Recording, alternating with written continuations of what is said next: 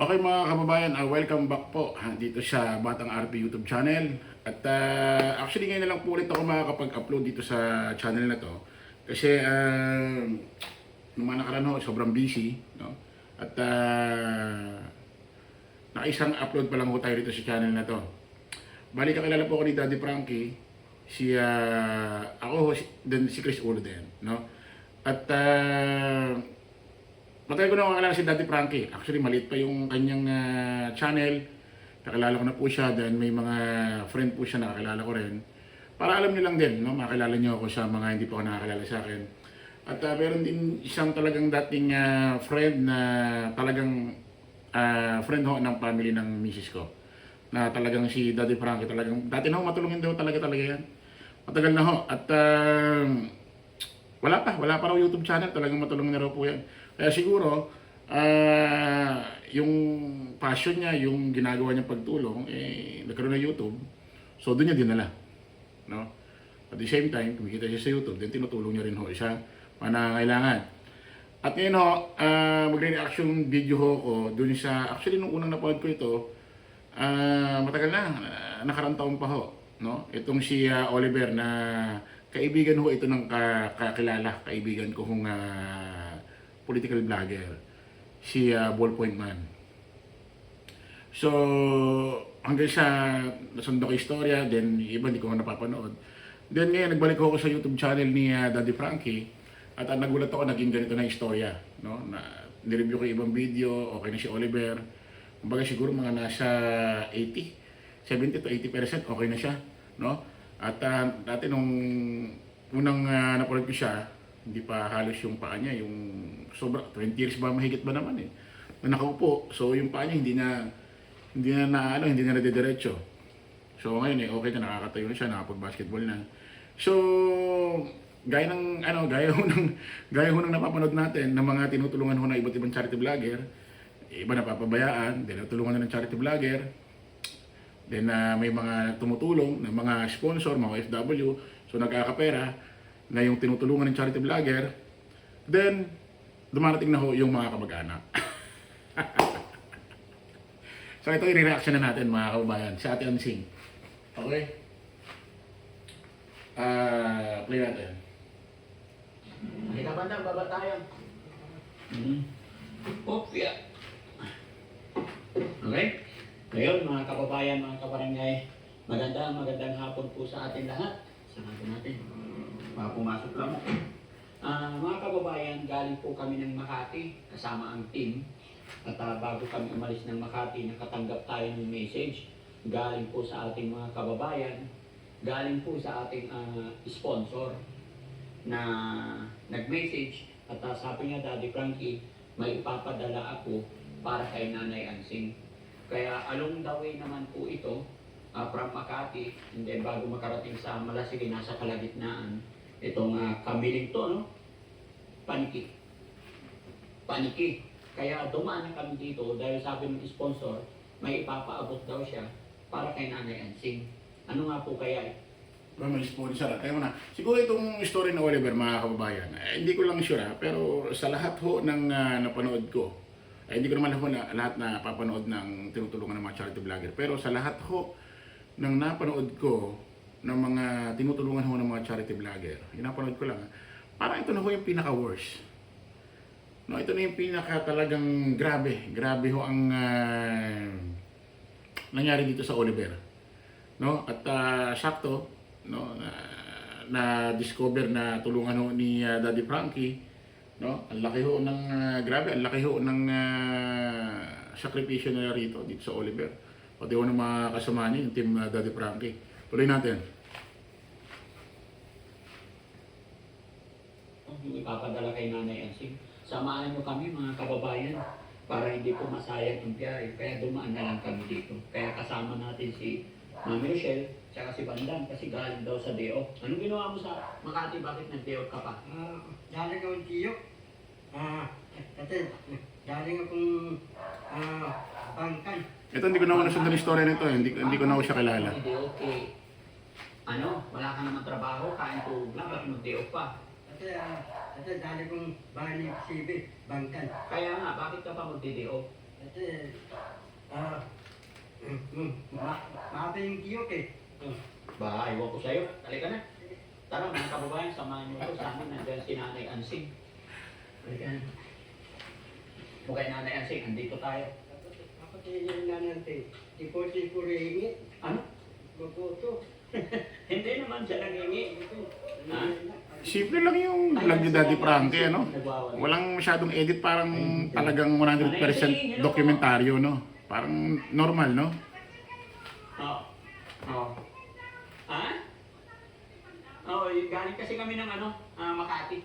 Kaya napadaan lang kami dito. Kumusta na? Ha? Hindi naman sana talaga, kaya lang na galing kami ng Makati.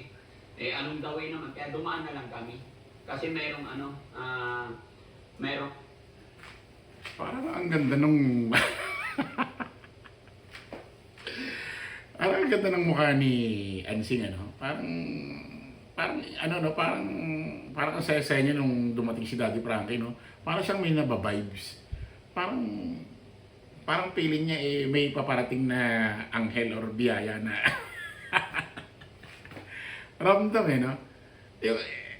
Iba yung mukha ni Ansing, ramdam niya yung basta parang may paparating na anghel na may dalang biyaya. Tuloy natin. taong may pinapabigay sa'yo. Natagawa po ako, nakarating po kayo dito sa lugar namin, aling Rochelle. Nag-isayo na po yung lugar namin na. Mga kalat po. Ganda. Natutuwa raw si Ate Ansing at si Daddy Frankie nakarating sa kanilang lugar. Ano natin? Ano kaya bigla sabihin ni Daddy Frankie, yung wallet niya nakalimutan niya, no? Ay, maging masaya pa kaya si Ate Ansing? Tuloy natin. Ano ng bahay mo, laki na eh. Malaki. Ito yung parang Kumigil na dito mo? opo. Bagong gawa po. Oo. Binigay ni Daddy Frankie. Tumagawa po ako na napunta po kayo. Hindi galing sa akin yan, kay Ma'am Binili Kakilding. Siyempre, kung hindi po sa inyo, hindi po namin makikasi. Oo. Madam Jenilita na Ba't parang ang saya-saya ni Nanay Ansing ngayon? Oo. Ginagawa mo, nagwawalis. Kasi matawag po dito sa amin. Di ba? Ang dami na po. Ang dami. Ay, Daddy Frankie, parang saya ni Ate Ansing ngayon. Kumbaga yung kanyang mata ay nagniningning na parang peso. Ano natin? At least malamig pag maraming puno. Yun lang po. Pero pag bumagyo po, mahirap din po magwalit. Lalo po kung Oo. hindi yung mga dami. O, Bandam, nakita mo na yung bahay ni Nanay Ansing. Dati yung bubong niya, butas din. Bubong niya bago. Oo. Butas. Kaya nang saya-saya po. Oo.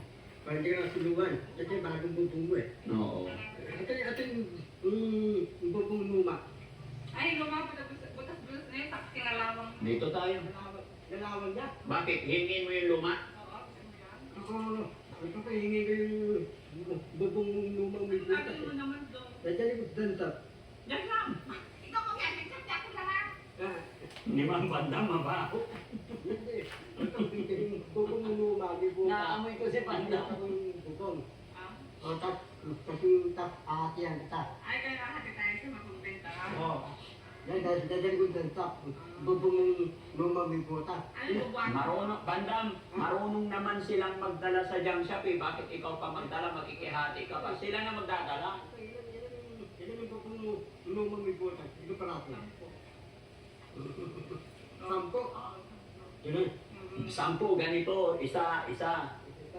Yan. Hindi. Yan. Yan ang sampu. Tapos mo sasakay. Siyempre sa akin, paano ba? Saan mo magbubuti? Marami naman magbubuti Ganun dito. po eh. Ano may danta?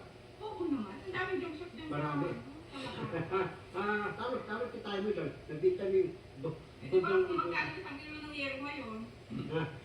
Bakit pininta nyo yung luma? Hindi po nandiyan pa po. Nandiyan pala sa luma. Huwag mo nang pag-interesan. Sinama lang kita dito eh. Business na naman nasa isip mo. Ang isipin mo, maligo ka. Kasi tinan mo, ilang araw ka hindi naligo nung nasa Manila ka? 2 linggo na eh. 2 linggo, 1 linggo ka lang nawala. Kasi mga kababayan, pag nasa amin to, araw-araw naliligo.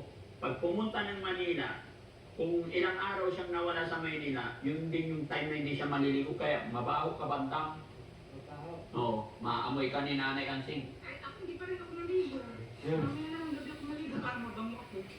Kamay ka naligo. Oo, mamaya gabi. Ah. Ito, marami rin akong ginagawa. Sabay ka na lang maligo kay Nanay Ansing. Pare, dili mo sabay, makapunta din. Tama mo. May tama ka Hindi eh. pwede yun. Ah. Hindi pwede sa bahay. Hindi, paliguan mo Ang siya. ganito ba talaga ngumiti ito? Ngumiti, si Ansing. Parang iba eh, no? Parang, Ano ba? abot hanggang batok. Hindi ko alam ha. Ah, Bibi, pambulag. Baby damulag. Oo. Okay. Sige. Ano na yan, ganito na lang. Kaya ako nandito kasi, ito po, may message si Ma'am Bopil Vlog. Asaan yun? What? Ito. Basahin mo ha. Ito. Bopil Vlog? Eh, kilala ko ito. Si Ma'am Bopil Vlog. Ano to? Kasama kong reactor dati.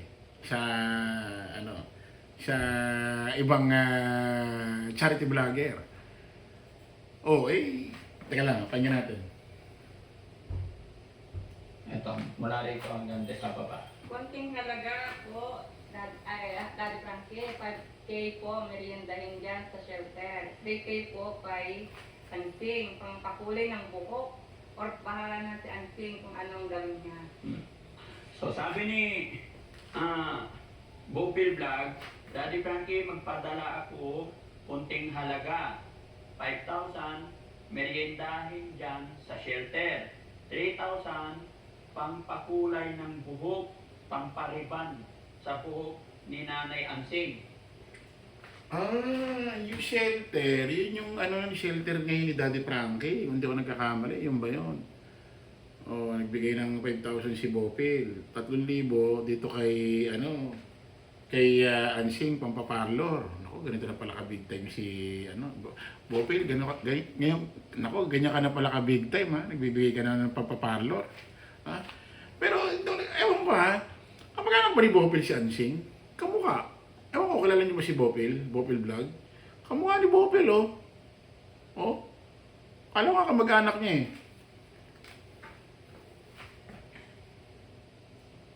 Kaya kami dumaan dito kasi ayaw kong masayang. No? Kaya idinaan namin. Hani? Asaan na? Yung pinigay? 3,000. Ay, wow. Ito po, Nanay Ansing. Alam niyo mga kababayan, wala po talaga akong balak or wala kang schedule na pumunta dito. No? Kaya lang nga, bago kami bumiyahe, sakto na nag-message po. Nagpadala through Gcash si Ma'am Bopil Vlog. Kaya ito, idinaan na lang namin. Tapos hindi lang po ito, hindi lang 3,000, may 5,000 din. Gagastos, pandagdag daw, gastusin sa shelter, pang merienda ng mga beneficiary natin. Kaya Ma'am Bopil Vlog, maraming salamat po sa padala nyo pang merienda sa shelter. At saka ito rin po yung 3,000 na para kay Nanay Ansing, pampariban daw niya. So, ikaw na po bahala dyan. Pwede kong, ibigay ko na pala. Ilaan ko na lang po sa mga anak ko. Kaya ko na lang po yung buhok ko. Bahala ka po. Naku. Kasi, basta kung ano yung message ng sponsor natin, kung ano yung message. Ay, isa. Oy, Oy, Peres, palakpakan natin si Ate Ansing, ha. Binigyan ho ng pampaparlor ni Bopil Vlog, 3,000. Pero sabi niya, hindi ko na yung pampaparlor to, para sa mga anak ko na. Ay, ang napanood ko na to sa mga dating tinutulungan ng mga charity vlogger. Tayo natin. Ng sponsor natin, yun ay pinaparating ko sa inyo para makita ng mga nagmamahal, nagbibigay. Pero ikaw pa rin ang bahala kasi ayon sa kanya, bahala na si Ansing kung ano ang gagawin. Kasi po, mas mahalaga po sa akin yung mga anak ko, Daddy Frankie, yung mga pangangailangan nila kaysa po sa sarili ko. Nasa iyo po yan, no? Basta ikaw na po ang bahala kung ano gusto mong gawin. Gaya ng aking sinabi, Alam niyo mga kababayan, si Daddy Frankie, bago lumaki ang channel nito, bago naging sikat, tanyag na charity vlogger, may mga napapanood na rin mga charity vlogger ito. Siguro kaya sinasabi ni Daddy Frankie na, ikaw na bahala kung anong gagawin mo dyan. Basta, sabi ng sponsor, ibigay ko sa'yo, bahala ka na kung anong gagawin mo dyan. Siguro kaya sinasabi ni Daddy Frankie yun kasi, marami na siya napanood na ganito gagawin sa pera, ganito gagawin sa pera. Pero bandang huli, sa iba, ginamit. Kumbaga, pagod na si Daddy Frankie, bahala kayo dyan, kung anong gagawin nyo, basta bigay ng sponsor, bigay ko sa inyo. Wala natin.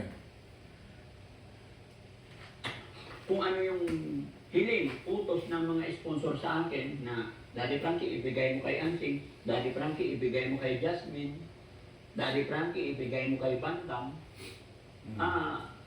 Yun ang ginagawa ko. Kagaya ng karaan, mayroon 5,000 na ibinigay kay Bandam sana, pero nung sinabi kong si Bandam lumayas, ay sabi niya, ibigay na lang kay April. Wala na kay Bandam. Diba? May nagbigay sana 5,000 para kay Bandam. Kaya lang lumayas siya. Diba? Kaya binawi. Pinabigay na kay April, pinabigay kay Jasmine, kaya si Jessica. Sayang yun, Bandam.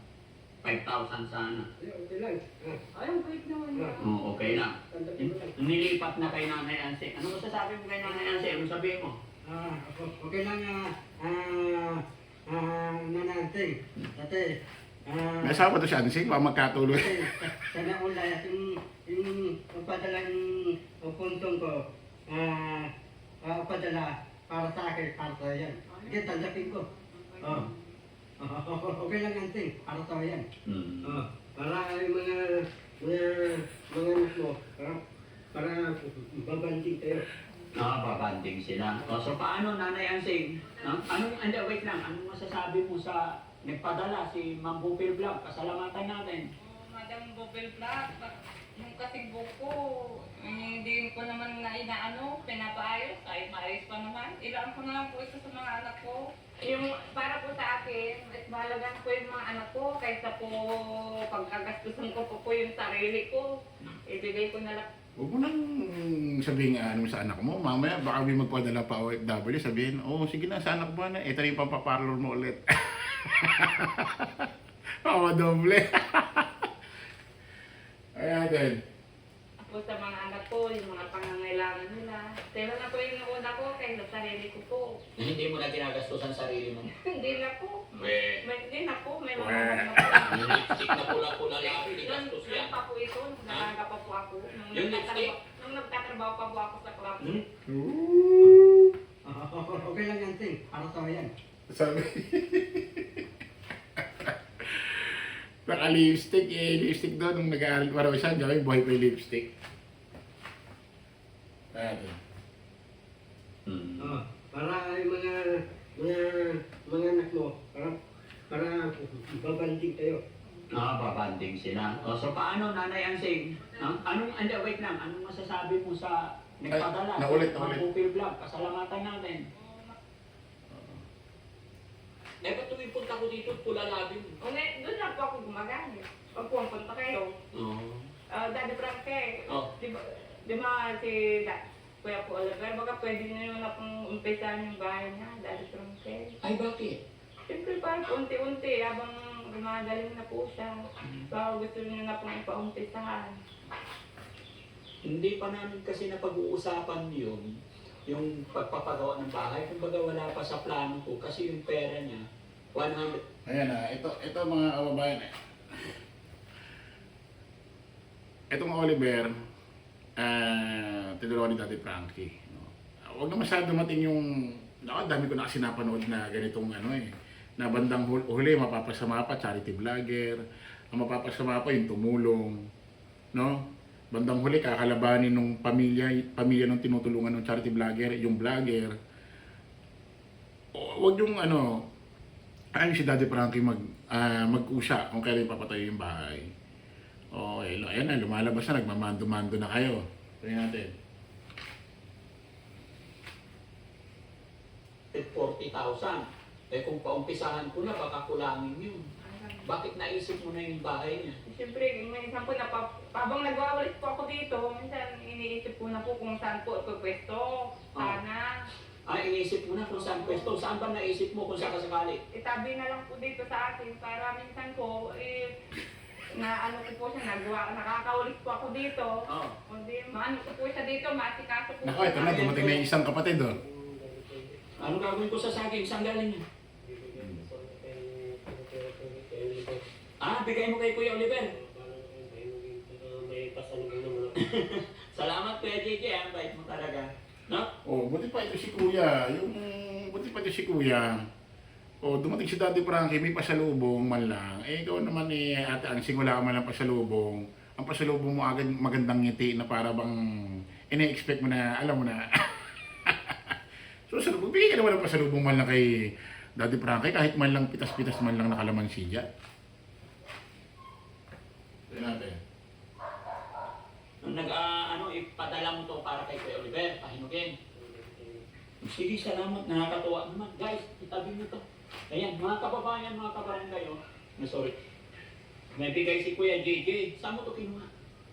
Sa talim ko dahil ito. Ah, may tanim ka. Bakit mo padadalan si Kuya Oliver? Natikman na naman yung saging na tinamin ko dahil ito. Pero mas maganda Kuya JJ, maglaan kayo ng oras, araw, puntahan nyo, tapos may dala kayong mga ganito. Pero salamat, ako appreciate ko talaga, nararamdaman ko yun. Pero sana yung hinihiling ko, gumawa kayo ng paraan na makapunta kayo doon. Ah, pakitabi to. Nakakatuwa naman mga kababayan si Kuya JJ. Nag-abot ng saging pagbigay daw sa kanyang kapatid. Say, thank you Kuya JJ. Ah. Ano yung sinasabi mo? Yung bahay po ni Kuya Albert sana, Daddy Frankie. Oo. Dito ko po yung pinaplano na pagawa. Oh. Ay, hindi pwede dyan. Bakit naman? Ako naman ang nag-aalaga.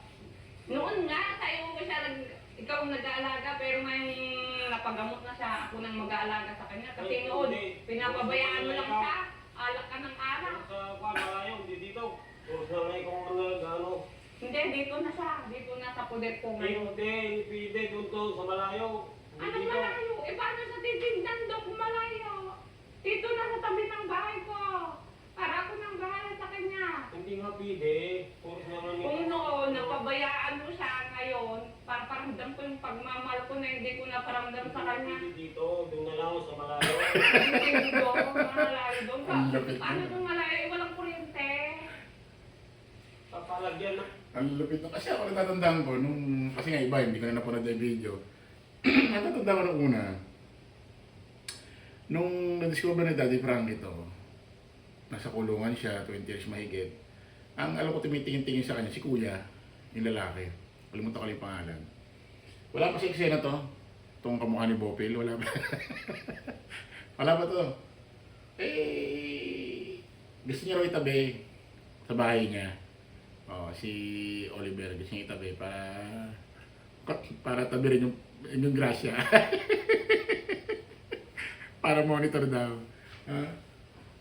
Pero, reality, yung totohanan naman, yung tamang advice, maganda naman si Oliver, eh, nasa tabi ng bahay niya. Para kung ano man mangyari, no, eh, lagi siyang nakikita. Especially yung bawa, eh, may magpa-package na OFW, di kita niya agad. Tuloy natin. Pati na. Dito na lang. Para mas malapit sa atin. O di marami tayong titingin sa kanya, mas malapit Hindi dito. nga pwede dito. Para sa akin, dito na lang. Ate Ansing kasi idikit daw sa bahay niya. Ay, hindi pwede dahil po rin. Doon na lang ako sa kwang. Bakit? Oo, para mas maganda kung nag-iisa siya.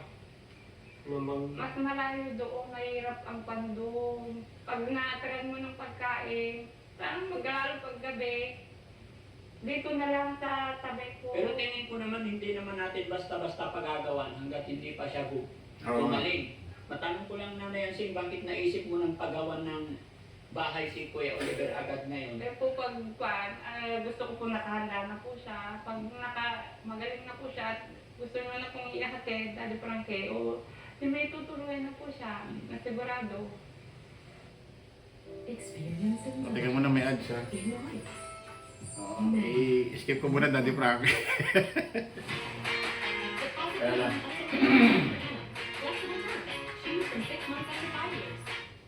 Never use adult bar soap for babies, ha? Because some adult bar soaps contain ingredients that are also found in detergent.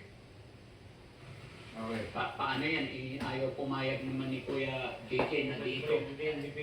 Kayo, Daddy Frankie, ano sa tingin nyo ang makakabuti? Doon sa malayo o dito sa malapit? Hindi. Pagdating sa akin, Nanay Ansing, ang gusto kong itayo na bahay ni Kuya Oliver. Dali lang ha. At ang Sing, hindi ako naniniwalang si Kuya JJ, gusto niyang patayo ng bahay si Oliver ng malayong lugar. Na parang nasa gubat, hindi. Ibig niya sabing malayo, malayo sa'yo. Malayo daw sa'yo, para di mo na ma-monitor yung mga package. Kaya natin. Kung sakasakaling darating na yung point na yon, ay yung sa sarili niyang lupa. Kasi kung hindi niya sariling lupa, kinakabahan kami, Nanay Ansing, baka mamaya, pag naitayo na, yung sarili niyang lupa para hindi magka-problema. Tama yun. Sa malayo ka dun sa kanya. Eh, siyempre, alam na, mayroon na nga siyang Marunong talaga to si Daddy Frankie. Tama yun, kasi pagka nagpapatayo lang ng bahay kung saan-saan lupa, baka biglang dumating yung point na ginastosan nila sponsor, nila Daddy Frankie. Ilang taon bigla na lang may susulpot, kanya yung lupa, may titulo yan. O kaya pag mamayari ng gobyerno yan, eh di, ano mayari doon sa bahay? Buti sana kung natutuklap yan, tapos ililipat sa ibang lugar. Kung bubo yan, pwede buhatin. Kaya maganda talaga, lupa munang bilhin bago bahay. May titulo, at least, secured si Oliver. Ha? Tuloy natin. sakit. Alam na naman, paalisin pa namin siya. Kung gano'n naman na alam namin may sakit, kahit na hindi nga lupa, di ipan na lang sa kanya kung gano'n. Diba dati Frankie? Hindi. Kasi Daddy Frankie, ako wala pa akong pasensya na Nanay Ansing, mga Kuya DJ. Ako mamamagitan lang po sa inyo. Yung ayaw ko kasing mag-aaway kayong magkakapatid na, yun nga, mga kababayan, sabi ni Ate Nanay Ansing, paggagawan daw ng bahay, although wala pa sa isip ko yun. Kasi hindi pa sapat yung pera ng bahay talaga, mga kababayan. Kung bahay ng kalapati, pwede. Pero ayaw ko naman pong gumawa ng bahay na ganun-ganun lang. Pero sabi ni Nanay Ansing kasi, idikit na lang sa bahay niya para madali. Pero naguguluhan lang kasi ako, Nanay Ansing, nakaraan. Kasi noon, nung hindi pa natin anong unang-una natin nag-usap, namin ko ng mga kababayan para walang maging gulo, para hindi mga problema si Kuya Oliver. Nung unang-una natin tayo nag-usap, Nanay Ansing, sabi mo sa amin, itong bahay na to is kay Kuya Oliver. Opo. Yung una. Pero sumunod na mga punta namin, sabi mo, itong isang kwarto na dito, i-repair ko na lang para dyan na lang titira. Pero ngayon, nung napalitan na ng yero lahat, sabi mo, hindi na papayag yung anak mo kasi pag naglumaki siya, magkakaroon siya ng gusto niya, yung kwarto na yan, kanya. Ay, Ilan taon ba yung anak mo nagsabi nun? ano ba yun? 12 years. Bata pa. Ibig sabihin, yun pala yung unang plano. Dapat si Oliver, nasa loob mismo ng bahay niya at may kwartong sarili. Oh. Pero pinalusot, sabi ng anak niya, balang araw pag lumaki na siya, yun ang magiging kwarto niya. Ba't iisipin yung, bakit mo naiisipin yung hinaharap na pag malaki na yung bata? Ang priority ito Ito ang priority, yung Oliver. Yun ang gagastusan Nako, nabuking si Ate Ansing. Ibig sabihin, parang ginamit pala si Oliver para medyo ma-renovate itong bahay niya. Nung may mga bubong-bubong ng matibay. Na ba sinasabi ko magagamit yung, buti pinarangkan niya Daddy Frankie, para maalala niya. Basag si Ate Ansing, tignan mo yung tsura parang natalo sa saga. Tignan mo yung tsura basag. Isip niya na yun? Opo. Tapos ngayon, gusto mo naman idikit, kung sakaling papagawa na, idikit sa bahay mo. Opo, dito po sana. Para madaling namin siyang makita kung anong kalagayan niya. Lahat kami titingin sa kanya. Si Kuya JJ naman, bakit naman ayaw mo? Anong rason? Bakit gusto mo doon? Sarili bang lupa ni Kuya Oliver doon? sarili Daddy Frankie. Kasi dito, may aberya pag Stop na natin kasi masyado na humaba. Ito yung problema mga kababayan sa mga tinutulungan ng mga charity vlogger. Siyempre, hindi maiwasan pag yung charity vlogger nakadiscover ng ganito katulad ni Oliver na hindi sila makipag-communicate sa kamag-anak. Kaso dumarating yung point na pag may pera na yung tinutulungan ng charity vlogger, kung makamando sila, makapagsalita sila, akala mo, hindi nila pinabayaan yung tao dati. Kasi totoo yan, pag nagkakapera na, may nababalitaan nila, nagkakapera sa bangko yung tinutulungan dahil may mga naawang OFW, mga Pilipino, maaaway ng Pilipino Kaya yung nangyayari, bigla sila nagsusuliputan. Katulad ni Ate Ansing. Dati wala siyang pakialam kay Oliver, ngayon gusto niya na makatabi para daw nakikita lagi si Oliver. Hindi mo alam kung anong nakikitang tinitignan yung kalagayan o tinitignan kung may mga dumarating na package. Okay mga kababayan, kita-kita ulit tayo dito sa Batang RP YouTube channel. Maraming salamat po, Daddy Frankie. Thank you. Shoutout sa iyo. Bye-bye po.